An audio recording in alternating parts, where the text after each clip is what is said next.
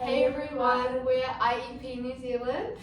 And I'm Hannah. I'm Ella, and today on the podcast, we are here with some friends. We've got Imogen Feinson and Nicole White, and we're just going to be talking about some things they've faced as neurodiverse students within our school in the education system. How has your experience with learning support been at school?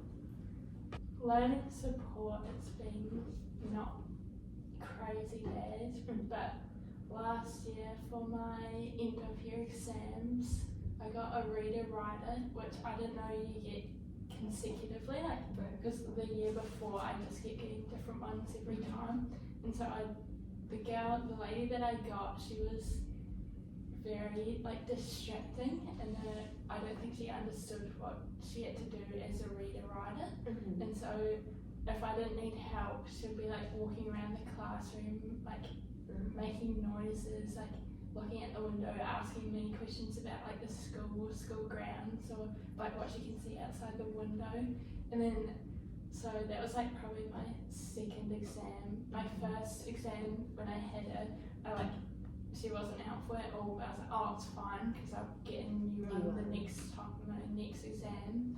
And then I just kept getting her, and then it was too late. I couldn't ask for a new reader-writer, and so that was pretty disappointing, because I think it definitely affected my exams and the results of how I proceeded through the exam. I don't think it was very helpful at all, and she wasn't really I'd ask her to help me with things that past reader-writers were had done for me, but she would just tell me that she can't do it, even though that's the things that I was asking for is some it's the stuff that I struggle with with my dyslexia. Yeah, so there's kind of a lack of I guess understanding of how to I think support also you in that because situation. the people running, well, I don't know this, but people doing the special assessment conditions, maybe they don't understand what how students with neurodiversity learn in comparison to normal-ish people. I just don't think that they understand what say I need for my exam, and they structure the exams around what they think's right, even though it's not, it doesn't work. Yeah. What about you, Imogen? Not great. I think there's a bit of a stigmatism around neurodiversity, and a lot of people associate different disabilities with a look. And so when I wanted for example, a phone exemption and special assessment conditions, the people I went to who in SLT would tell me that I looked functioning enough and I didn't need anything. So it's definitely a bit difficult to work around. And then, when I finally could show them a report, not that I feel I really had to, it's if I had the diagnosis, why do I need to show you all the psychiatrist notes? Then they finally believed me, do you know what I mean? So it just, I think there's a lot of stigmatism around it. But now I've finally gotten SAC and the exemption, so that's good, but SLT definitely wasn't very helpful.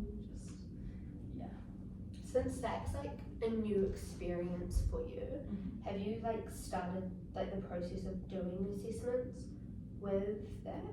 So because a lot of my subjects are external based, I haven't had many formatives since. I don't think I have had one since I've gotten SAC, but I have one coming up soon, and I should just get the allocated different room and extra time.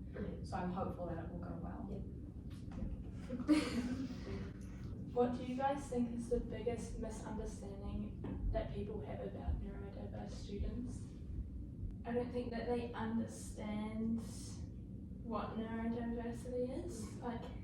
They don't understand with my dyslexia, I find it really hard to get things like, I have it all in my brain, I just can't put it on paper. I think that's what like people don't really understand, is that that's like a struggle with like actually getting the words on paper, even though it's like all in my head, I always miss information, and I feel like that's quite a big one. Definitely, it's just like a lack of understanding, and then when you tell someone like what you might have, they kind of think of you a bit differently, almost like, you know, a lot of people expect someone who's neurodiverse to be like, they think that they're not very smart or that they're not capable of much, and it's kind of just like lack of awareness of what it actually is and how it affects you, because I definitely think that like every kind of disability comes on a scale, you know, and it's not exactly linear, but like some people will be better at communicating and socializing, so they can almost hide it a bit, whereas they may struggle with other things, but like it's just, you know, lack of understanding, I think. What challenges have you faced with your learning? Obviously that's something that has been discussed previously, but so what challenges have you faced with your learning? This could either be like within school or in your everyday life. I think just like, it's like a bit of a struggle, just like paying attention, and then it's, you know, it reflects poorly on my grades, but it's not always something it's not something I can help, and I think, yeah, like struggle with learning is just, you know, not being able to focus, and then also not being able to remember things despite writing them out like 100 times. So I think there's just a bit of a struggle, a bit more of a struggle I face than like neurotypical students would face. Yeah, the same. That's all the questions we have for today. Thank you guys for your time and coming in, doing the first episode of our podcast with us. It was really good to get student insights, because we've heard quite a lot of, I guess, at the moment we've heard from a few teachers, but it's good to get the perspective of the students who are actually going through it. So thank you so much, guys. And we'll see you next time. Bye.